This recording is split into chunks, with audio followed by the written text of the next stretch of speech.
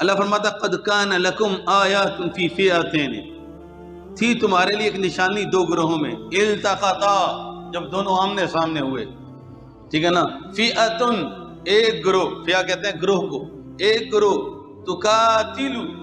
وہ قتال کر رہا تھا، جہاد کر رہا تھا، فی سبیل اللہ اللہ کی راہ میں لڑ رہا تھا، وَأُخْرَى ایک دوسرا گروہ بھی تھا کافرہ، وہ کافر تھے، یرونہم توجہ، یرون دیکھ رہے تھے وہ، یعنی وہ دیکھ رہے تھے ان کو، مثلیہم دگنا دیکھ رہے تھے، ڈبل دیکھ رہے تھے، رأی العین اپنی آنکھوں سے دیکھ رہے تھے،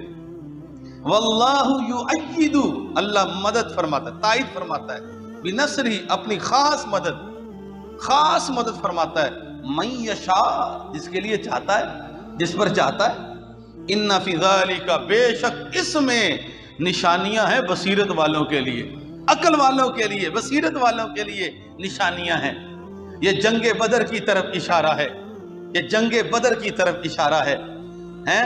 رسول کریم صلی اللہ علیہ وسلم کو اللہ کریم نے پہلے تسلی دی، فرمایا محبوب یہ دیکھیں گے،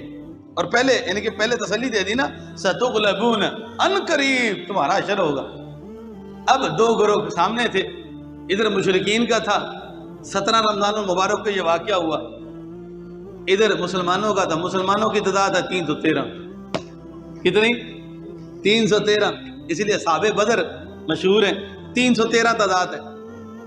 اور زیریں دو ہیں، دو زیریں، دو صرف دو، گھوڑے کتنے؟ دو، اونٹ جو ہے نا 4 پر 1 تقسیم تھا، اونٹ 30-40 کے قریب تھے، کچھ بھی نہیں، اور اسلحہ ہے نہیں، ادھر یہ تجربہ کار بھی نہیں تھے ابھی، یہ تو کھیتی باڑی زراعت والے لوگ تھے، توجہ، ہاں یہ زراعت کھیتی باڑی والے لوگ تھے، وہ تو ماہر تھے اس قسم کے اسلحے کے بھی ماہر تھے، بڑے اسلحہ بھی انہوں نے بڑا بنایا،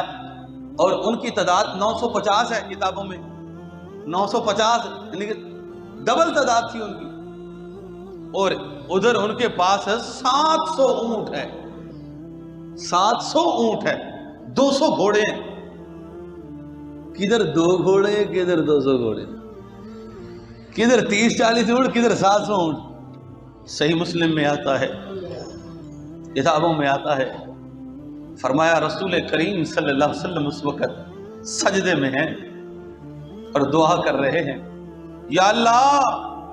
یہ چند لوگ میں نے اکٹھے کیے ہیں، تھا تو رب کا ہی فضل نا، اس کے فضل سے اکٹھے، یا اللہ یہ چند لوگ ہیں میں لے کے آیا ہوں آج، یا اللہ اگر یہ ختم ہو گئے نا تیری عبادت کون کرے گا، یا اللہ یہ چند لوگ ہیں میں لے کے آیا ہوں، یا اللہ فتح دے دے، یا اللہ نصرت دے دے، رو رو کے سجدے میں پڑھ کے میرے آقا کریم نے دعا کی ہے، یا اللہ کافروں پر فتح دے، توجہ، رو رو کے دعا کی محمد عربی صلی اللہ علیہ وآلہ وسلم نے، یا اللہ فتح دے، یہاں تک کہ رو رہے ہیں، ابو بکر صدیق کو روتے ہوئے دیکھ کے آقا کریم پر ترس آیا، یعنی کہ جیسا بندہ رو رہا ہے، ابو بکر صدیق آئے، رسول کریم کو سینے سے لگایا، کہا اے میرے آقا، اے میری آنکھوں کے تارے، اللہ تجھے نا امید نہیں کرے گا، میرا رب تجھے نا امید نہیں کرے گا، میرا رب تجھ پہ کرم کرے گا۔ حدیثوں میں آتا ہے چادر سرک گئی تھی، ابو بکر نے چادر بھی سیدھی کی، سینے سے بھی لگایا، اور کہا کہ میرا رب کریم خاص فضل فرمائے، اور سرکار سجدے میں پڑھ کے پتہ لگا جب مشکل اگر ایسی خاص ہے تو سجدے میں پڑھ کے رب کو منایا جائے، نہ کہ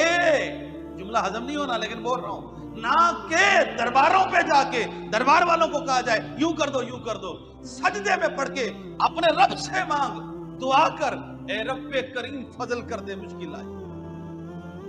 رب سے مانگ، ہاں دربار والوں کا وسیلہ ضرور دے، ہر وقت جب دیکھو بھاگا دربار پہ، ارے یہ کیا رب سے مانگ، اپنے وسیلہ ضرور دے،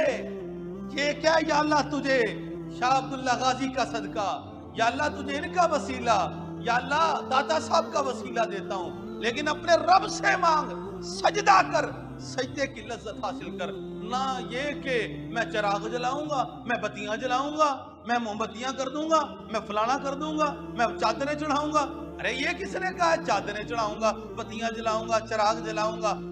اللہ سے مانگ، اللہ سے طلب کر، اللہ سے طلب کر، اللہ سے طلب کر۔ اللہ حاجت روا ہے، مشکل کشا فقط اللہ ہے۔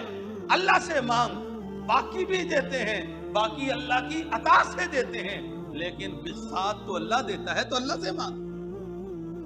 یہ کیا تکلیف ہے تمہیں؟ اللہ سے مانگنے میں کیا تکلیف ہے؟ اللہ سے مانگنے میں کیا حرج ہے؟ فلاں پیر سے، فلاں دربار والے سے، فلاں سے، اللہ سے مانگ، اللہ دینے والا ہے۔ سرکار بھی اس وقت سجدے میں پڑھ کے اللہ سے مانگ رہے تھے، یا اللہ کرم کر دے، یا اللہ خیر کر دے، آج خیر کر دے۔ حضرت انس بن مالک رضی اللہ تعالیٰ عنہ، صحیح مسلم کی حدیث پاک، صحیح مسلم یہ حدیث پاک یاد، صحیح مسلم، راوی حضرت انس بن مالک رضی اللہ تعالیٰ عنہ ہے، نسائی کے اندر بھی اور کتابوں کے اندر موجود ہے، لیکن صحیح مسلم کا حوالہ کافی ہے۔ صحیح مسلم شریف کے اندر موجود ہے، میرے آقا کریم نے فرمایا، ایسے آقا کریم نے فرمایا، ابو بکر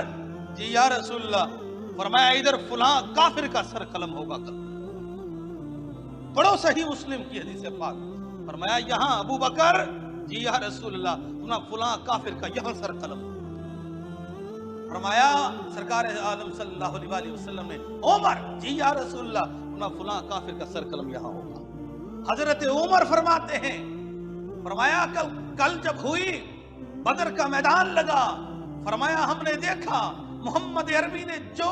جہاں فرمایا تھا، تو فرمایا ادھر سے ایک انچ بھی نہیں ہوا، وہیں کافر کا سر قلم ہوا پڑا۔ یہ صحیح مسلم کی حدیث پاک ہے۔ ارے ناداں تو کیسے کہتا ہے؟ رسول کریم کو دیوار کے پیچھے کا بھی علم نہیں ہے، سرکار نے پہلے بیان فرما دیا تھا، فلاں کافر کا یہاں سر قلم ہوگا، فلاں کا یہاں سر قلم ہوگا۔ پتہ لگا اللہ نے اپنے محبوب کو اس علم سے نوازا ہے جو کسی اور کو نہیں نوازا۔ غلطیاں ہم جس طریقے سے، اگر ہم پہلے طریقے پہ اپنے لوگوں کو متنبہ کر رہے ہیں، تو یہاں تمہیں بھی تنبیہ کر رہے ہیں، تم بھی صحیح روش پہ نہیں ہو، میرے آقا کریم کے علم کو تولا نہیں کرو۔ بے عقل اور احمق ہے جو میرے آقا کریم کے علم کو تولتا ہے۔ آقا کریم کا علم وہ ہے جو اللہ نے کسی اور نبیوں میں سے کسی کو بھی عطا نہیں فرمایا۔ اللہ تعالیٰ نے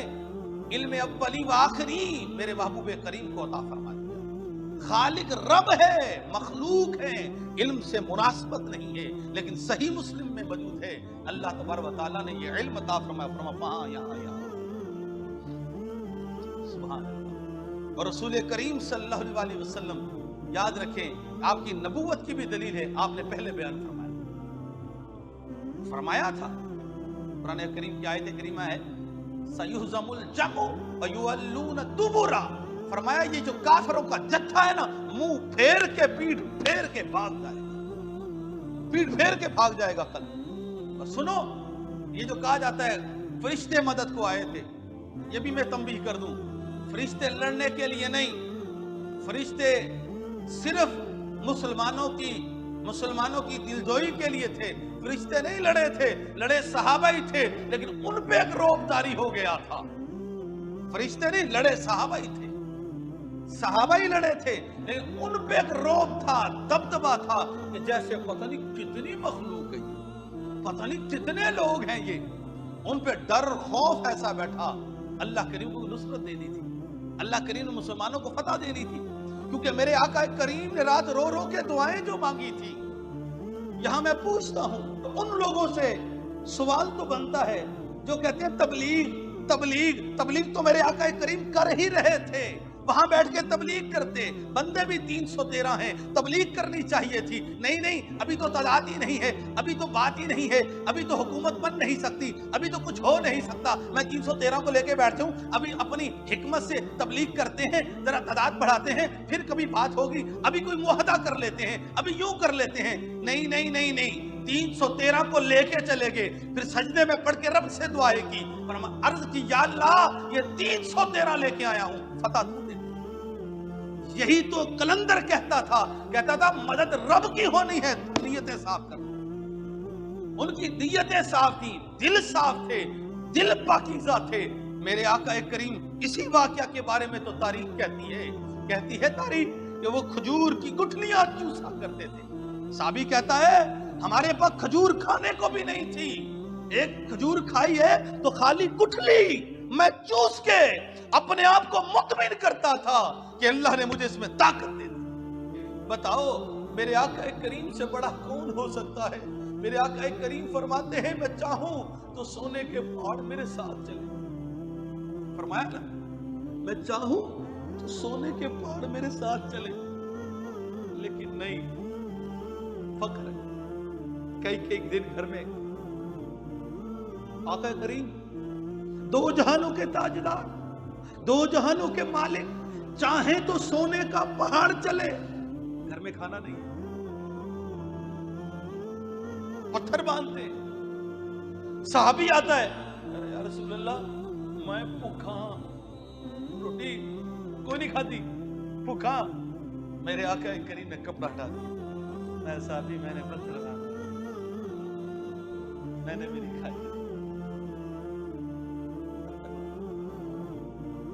صحابی پتھر باندھا ہوا ہے, پیڑ آگے رہے لوگوں کو پتہ نہ لگے, پیڑ ایسے رہے لوگوں پیڑ بیچ میں, بھوک ہے نا, بھوک پیڑ بیچ میں, اور میں پتھر باندھ کے اس لیے کہ تاکہ کوئی یہ نہ کہہ سکے محمد عربی بھوکا ہے. پتہ لگا کافر سے لڑ کے دعا کرنا محمد عربی کی سنت ہے,